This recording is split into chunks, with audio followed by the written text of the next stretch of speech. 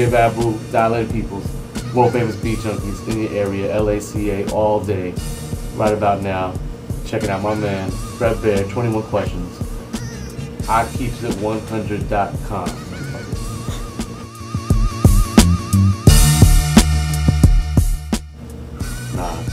Nah, straight up. I love all of them, and a lot of people have had a tough time choosing that one for many reasons.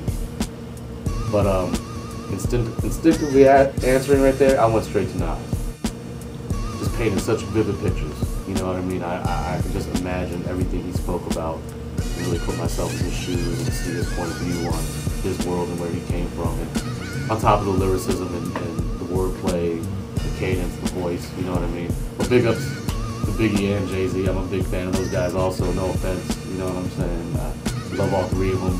Top 5, 10 of all time, at least, you know, but I'm a big Nas fan.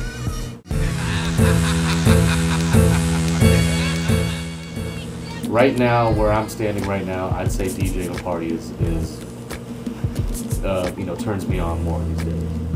But with that being said, you know, with the battling, it was you know, half of my life or my career, you know what I mean? And it's my foundation and where I came from, and most people know me because of that, you know, initially, you know, these days, and something I'm so proud of.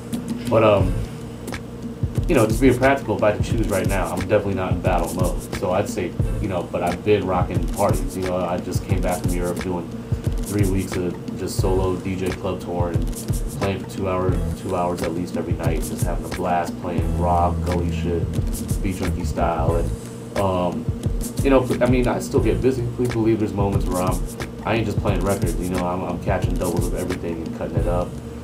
You know, I'm not trying to have a staring contest with the crowd, but you know, battling is a full-time thing, man. You know, when I was doing it, I didn't really do any other DJing, but battle DJing and maybe working on 4 tracks and bedroom type stuff. You know, but there really wasn't, you know, I didn't really have a rep, I guess, to be doing gigs yet. You know, my DJing was like, yo, there's a battle in 4 months. I'm practicing for this 6-minute routine every fucking day, you know. And, you know, so it's a different kind of beast, man. But you know, it's definitely in my core and something ingrained in my system. It's something I always, at the least, draw energy from, you know. But I'm having a lot of fun DJing parties.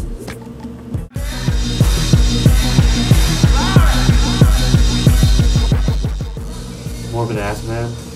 Tits are always like a welcome bonus, but I'm definitely more about that.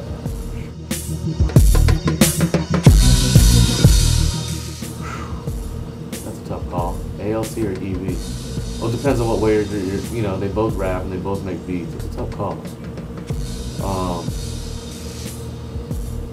I guess I say, you know, Ev on the rap, especially lately. Ev is just, I'm privy to hear what he's working on, his new stuff for Cats and Dogs, and like Ev is just like, just blowing me away with where his raps are these days. Like, he has a song with Raekwon and Razzcazz on his record that Alpha produced that is just so fucking bonkers.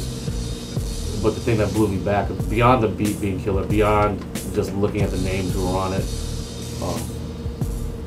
Ev really raises the bars on these motherfuckers. Like, I can't even, you know, as ill as Raekwon is, legendary as Razzcazz is, like, Ev really, and it's his album, you know, he should, you know, be up there swinging and hanging, you know. I don't think Ev is gonna put someone on his album who he wants to be tested, but at the same time, like, he knows he's somewhere within that realm and that level, but he really puts it down with some legendary cats, and I was really impressed. But and then on the other hand, ALC, like, you know, every time I see Al, you know what I mean, he's just playing, he just sends me back to the drawing board as a producer, you know. So, and so I guess on the rap tip, you know, Ev, I say EV. On the beat tip, by a hair, I say ALC. Ev's beats are super bonkers right now too, so you know what I mean. It's a tough call. That was a tough question. Coming to you live. Coupe. No, neither really. I don't drive neither. I'm more of a sedan kind of guy. Truck. Not mad at a truck.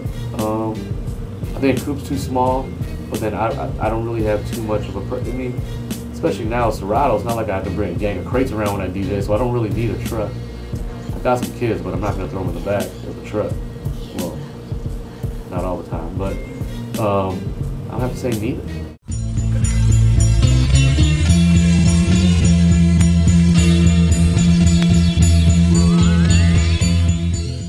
U.S. bud, and to be more specific, Los Angeles marijuana. I'm heavily biased when I say that, but I have been around the world. I do travel a lot, and I smoke a lot of bud. So those two things combined, I think, makes me a pretty good source to tell you, in all frankness, that LA Bud is just serving the whole world. We're going on about a good 2 years now, solid servage.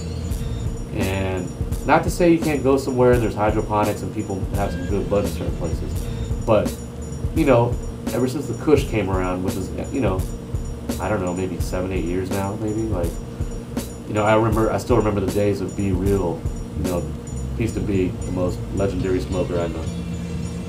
I remember him talking about the Kush. He's like the first, that whole camp was like the first people I knew who knew about that strand, and we're really repping it. We're talking OG Kush, we're not talking the space, Bubba, grapefruit, Afghan, Taliban Kush. We're talking just the straight OG Kush, the real shit.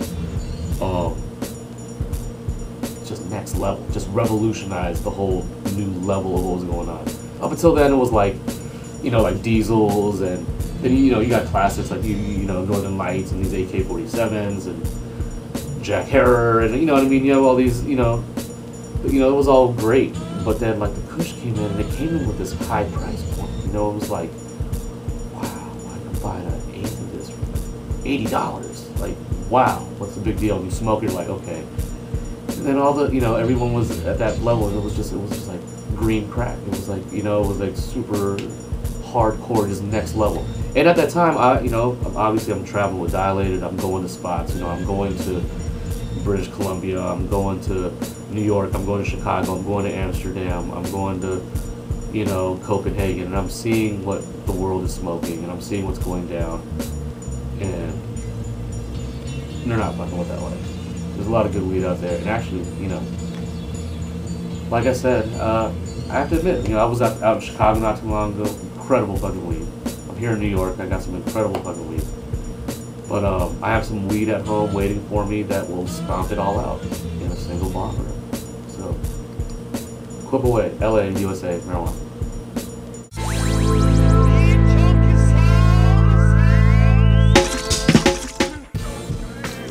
That's fucked up. Wow. Those two both are like, you know, GOAT status for me, you know what I'm saying? They both definitely just left an impact on me early on as a fan. At a time when I was a fan, not knowing that I was making a transition to actually being a part of the culture and participating in it, you know what I mean, as a DJ or a beat maker or whatever. But you know, I want to say it's Wu-Tang by like a hair, you know? I want to say historically, looking at the bigger picture, you know, maybe Wu-Tang takes me back. There's more songs that take me back to moments of my life, and I almost parallel certain memories with Wu a little bit more. But not to say that the Duck Down group doesn't bring back fond memories either. But it's weird. If you look at the timeline, though, I might say lately I've been feeling Duck Down way more than the Wu-Tang movie. But, you know, I'd really have to sit there on paper and look at all my favorite albums and songs and look at them and really see. But just at a glance, you know, when we say Wu, it's a pretty broad spectrum too. And then we're talking Raekwon, we're talking Ghost, we're talking, you know what I mean? So I want to say it's Wu-Tang by a hair. Two of my favorite groups, but Wu-Tang by like decimal points.